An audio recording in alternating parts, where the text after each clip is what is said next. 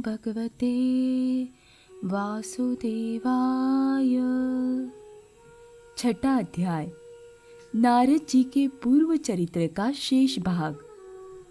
श्री सूत जी कहते हैं, शौनक जी, देवर्षि नारद के जन्म और साधना की बात सुनकर सत्यवती नंदन भगवान श्री व्यास जी ने उनसे फिर ये प्रश्न किया। श्री व्यास जी ने पूछा, नारद जी, जब आपको ज्ञानोपदेश करने वाले महात्मागण चले गए तब आपने क्या किया? उस समय तो आपकी अवस्था बहुत छोटी थी। स्वयंभू, आपकी शेष आयु किस प्रकार व्यतीत हुई और मृत्यु के समय आपने किस विधि से अपने शरीर का परित्याग किया? देवर्षि, काल तो सभी वस्तुओं को नष्ट कर देता है। उसने आपकी इस पूर्व कल्प की स्मृति का कैसे नाश नहीं किया? श्री नारद जी ने कहा, मुझे ज्ञानोपदेश करने वाले महात्मागण जब चले गए तब मैंने इस प्रकार अपना जीवन व्यतीत किया। यद्यपि उस समय मेरी अवस्था बहुत छोटी थी। मैं अपनी माँ का इकलौता लड़का था। एक तो वह स्त्री थी, दूसरे मूढ़ और तीसरी दासी थी। मुझे भी उसके सिवा और कोई सहारा नहीं था। उसने अपने को मेरे स्नेह पाश से जकड़ रखा था। वह मेरे योगक्षेम की चिंता तो बहुत करती थी, परंतु पराधीन होने के कारण कुछ कर नहीं पाती थी। जैसे कठपुतली नचाने वाले की इच्छा के अनुसार ही नाचती है, वैसे ही ये सारा संसार ईश्वर के अधीन है। मैं भी अपनी माँ के स्नेह बंधन में बंधकर उस ब्राह्मण बस्ती में ही रहा। मेरी अवस्था केवल 5 वर्ष की थी।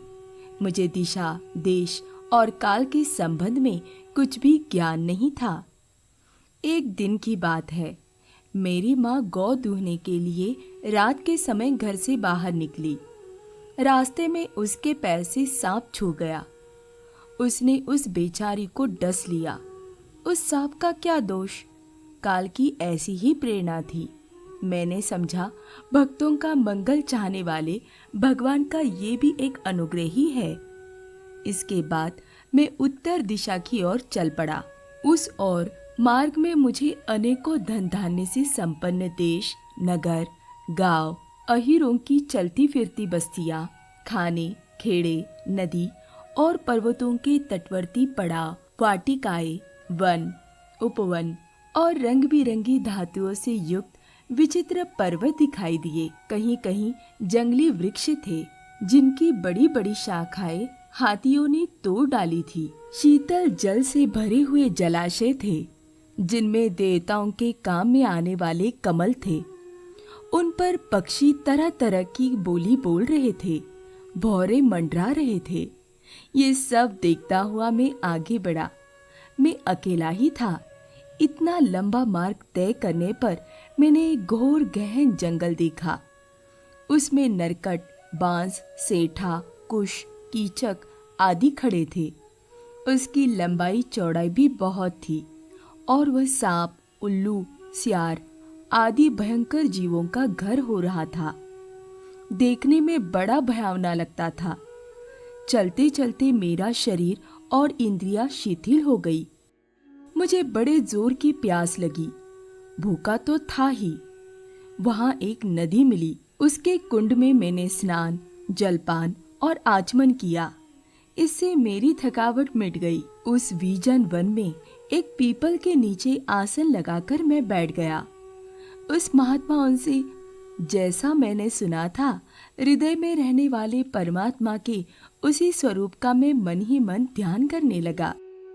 भक्ति भाव से वशीकृत चित्त द्वारा भगवान के चरण कमलों का ध्यान करते ही भगवत प्राप्ति की उत्कट लालसा से मेरे नेत्रों में आंसू छलछलाए और हृदय में धीरे धीरे भगवान प्रकट हो गए।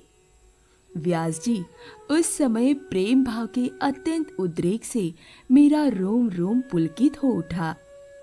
हृदय अत्यंत शांत और शीतल हो गया। उस आनंद की बाढ़ में मैं ऐसा डूब गया कि मुझे अपना और देह वस्तु का तनिक भी भान न रहा। भगवान का वह अनिर्वचनीय रूप समस्त शोकों का नाश करने वाला और मन के लिए अत्यंत लुभावना था। सहसा उसे न देख मैं बहुत ही विकल हो गया और अनमनासा होकर आसन से उठ खड़ा हुआ। मैंने उस स्वरूप का दर्शन फिर करना चाहा, किंतु मन को हृदय में समाहित करके बार बार दर्शन की चेष्टा करने पर भी मैं उसे नहीं देख सका। मैं अतृप्त के समान आतुर हो उठा। इस प्रकार निर्जन वन में मुझे प्रयत्न करते देख स्वयं भगवान ने, जो वाणी के विषय नहीं है, बड़ी गंभीर और मधुर वाणी से मेरे शोक को शांत करते हुए से कहा, खेद है कि इस जन्म में तुम मेरा दर्शन नहीं कर सकोगे। जिनकी वासनाएं पूर्णतया शांत नहीं हो गई है, उन अधकचरे योगियों को मेरा दर्शन अत्यंत दुर्लभ है। निष्पाप बालक, तुम्हारे हृदय में मुझे प्राप्त करने की लालसा जागृत करने के लिए ही मैंने एक बार तुम्हें अपनी रूप की झलक दिखलाई है। मुझे प्राप्त करने की आकांक्षा से युक्त साधक धीरे धीरे हृदय की संपूर्ण वासनाओं का भली भांति त्याग कर देता है। अल्पकालीन संत सेवा से ही तुम्हारी चित्त वृत्ति मुझ में स्थिर हो गई है। अब तुम इस प्राकृत मलिन शरीर को छोड़कर मेरे पार्षद हो जाओगे। मुझे प्राप्त करने का तुम्हारा ये दृढ़ निश्चय कभी किसी प्रकार नहीं टूटेगा। समस्त सृष्टि का प्रलय हो जाने पर भी मेरी कृपा से तुम्हें मेरी स्मृति बनी रहेगी। आकाश के समान अव्यक्त सर्वशक्तिमान महान परमात्मा इतना कहकर चुप हो गए। उनकी इस कृपा का अनुभव करके मैंने उन श्रेष्ठों से भी श्रेष्ठतर भगवान को सिर झुकाकर प्रणाम किया। तभी से मैं लज्जा संकोच छोड़कर भगवान के अत्यंत रहस्यमय और मंगलमय मधुर नामों और लीलाओं का कीर्तन और स्मरण करने लगा। स्पृहा और मद मत्सर मेरे हृदय से पहले ही निवृत्त हो चुके थे। अब मैं आनंद से काल की प्रतीक्षा करता हुआ पृथ्वी पर विचरने लगा। व्यास जी, इस प्रकार भगवान की कृपा से मेरा हृदय शुद्ध हो गया, आसक्ति मिट गई और मैं श्री कृष्ण परायण हो गया। कुछ समय बाद जैसे एकाएक बिजली कौन जाती है, वैसे ही अपने समय पर मेरी मृत्यु आ गई। मुझे शुद्ध भगवत पार्षद शरीर प्राप्त होने का अवसर आने पर प्रारब्ध कर्म समाप्त हो जाने के कारण पंच भौतिक शरीर नष्ट हो गया। कल्प के अंत में जिस समय भगवान नारायण एकार्णव प्रलयकालीन समुद्र के जल में शयन करते हैं, उस समय उनके हृदय में शयन करने की इच्छा से इस सारी सृष्टि को समेटकर ब्रह्मा जी जब प्रवेश करने लगे, तब उनके श्वास के साथ मैं भी उनके हृदय में प्रवेश कर गया। 1,000 चतुर्युगी बीत जाने पर जब ब्रह्मा जगे और उन्होंने सृष्टि करने की इच्छा की, तब उनकी इंद्रियों से मरीचि आदि ऋषियों के साथ मैं भी प्रकट हो गया। तभी से मैं भगवान की कृपा से वैकुंठ आदि में और तीनों लोकों में बाहर और भीतर बिना रोक टोक विचरण किया करता हूँ। मेरे जीवन का व्रत भगवत भजन अखंड रूप से चलता रहता है। भगवान की दी हुई इस स्वर ब्रह्मा से विभूषित वीणा पर तान छेड़कर मैं उनकी लीलाओं का गान करता हुआ सारे संसार में विचरता हूँ। जब मैं उनकी लीलाओं का गान करने लगता हूँ, तब वे प्रभु, जिनके चरण कमल समस्त तीर्थों के उद्गम स्थान है और जिनका यशोगान मुझे बहुत ही प्रिय लगता है, बुलाए हुए भांति तुरंत मेरे हृदय में आकर दर्शन दे देते हैं। जिन लोगों का चित्त निरंतर विषय भोगों की कामना से आतुर हो रहा है, उनके लिए भगवान की लीलाओं का कीर्तन संसार सागर से पार जाने का जहाज है। ये मेरा अपना अनुभव है। काम और लोभ की चोट से बार बार घायल हुआ हृदय श्री कृष्ण सेवा से जैसी प्रत्यक्ष शांति का अनुभव करता है, यम नियम आदि योग मार्गों से वैसी शांति नहीं मिल सकती। व्यास जी, आप निष्पाप हैं।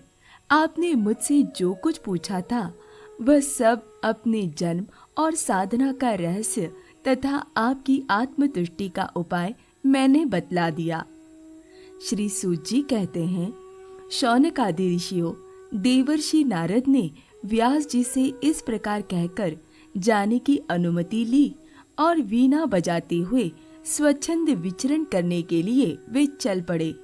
आहा, ये देवर्षि नारद धन्य हैं, क्योंकि ये शांकपानी भगवान की कीर्ति को अपनी वीणा पर गा गा कर स्वयं तो आनंद मग्न होते ही है, साथ साथ इस त्रिताप तप्त जगत को भी आनंदित करते रहते हैं। ओम नमो भगवते वासुदेवाय।